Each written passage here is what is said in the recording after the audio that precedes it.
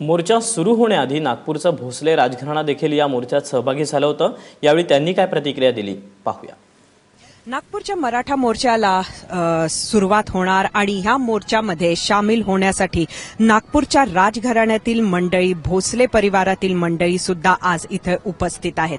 ही सर्वजण मोर्चामध्ये सामील होणार आहेत। मुधोजी राजेंना विचारूया, राजे, आजच्या या मोर्चाची ज्या पद्धतीने तयारी झालेली आहे ते लक्षात घेता किती लोक सामील होतील असं वाटतं आहे आणि कुठल्या प्रकारचा इम्पॅक्ट किंवा कुठल्या प्रकारचा संदेश खास नागपूरमधनं, पाठीमागे संघाचं ऑफिस सुद्धा आहे, हे सर्व लक्षात घेता जिकडनं आपण हा मोर्चा सुरू करता आहात, काय ह्याचा इम्पॅक्ट राहील? या मोर्चाचा इम्पॅक्ट आहे की महाराष्ट्राची उपराजधानीमधून हा मोर्चा निघतो आहे आणि मुख्यमंत्र्यांचं इथं निवासस्थान आहे, मुख्यमंत्री इथले आहेत आणि इथून जो मोर्चा निघतो याच्याकडे पूर्ण महाराष्ट्राचं नाही पूर्ण भारताचं लक्ष आहे आणि त्यामुळे हा मोर्चा फार महत्वपूर्ण आहे।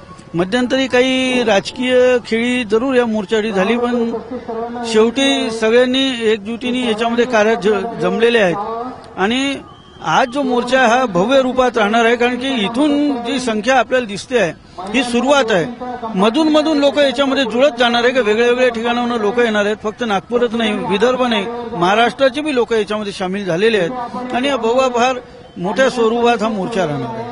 मृणालिनी राजे सुद्धा आपल्या बरोबर आहेत। युवकांमध्ये, मराठा समाजामध्ये, इतर समाजांच्या युवकांमध्ये या मोर्चामुळे आपल्याला काय फरक झाल्याचं जाणवलं जेव्हापासून मोर्चे सुरू झाले तेव्हापासून? जेव्हापासून मोर्चे सुरू झाले, सर्व धर्माचे, मराठा समाजाचे जे युवक आहेत त्यांच्यामध्ये एक जागृती झाली आणि त्यांनी पुढाकार घेतला की आपल्याला या अन्यायाविरुद्ध लढायला हवं आणि त्या एक चिमुरड्या मुलीला न्याय द्यायला हवं। आपल्याबरोबर रघुजी राजे सुद्धा आहेत। राजे, आज इकडे आपल्याला अनेक समाजांचं, संघटनांचं समर्थन मिळालेलं आहे, त्यामुळे याचा इम्पॅक्ट सध्या वाढला असं म्हणाल का? शासनाकडनं आपल्याला पाहिजे तो प्रतिसाद मिळतोय का?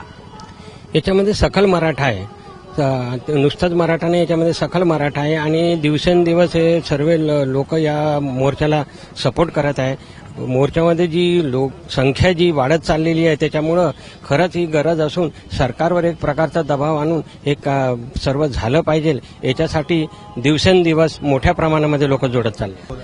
अधिवेशनाच्या काळात सुद्धा, अधिवेशन ज्या दिवशी आहे त्या दिवशी सुद्धा एक मोठा मोर्चा निघणार आहे, तो महाराष्ट्र व्यापी राहील का? हा, अधिवेशन काळात जो मोर्चा निघणार आहे तो फार मोठा निघेल, तो महाराष्ट्र व्यापी मोर्चा आहे आणि भव्य प्रमाणात तो मोर्चा इथं निघेल। त्याच्यापूर्वी सरकारने जाग घेऊन जर कार्य केलं तर एवढ्या मोठ्या मोर्चाला तोंड द्यावं, त्यांना वाचावं लागेल, नाही तर त्याचा नतीजा फार वेगळा निघेल।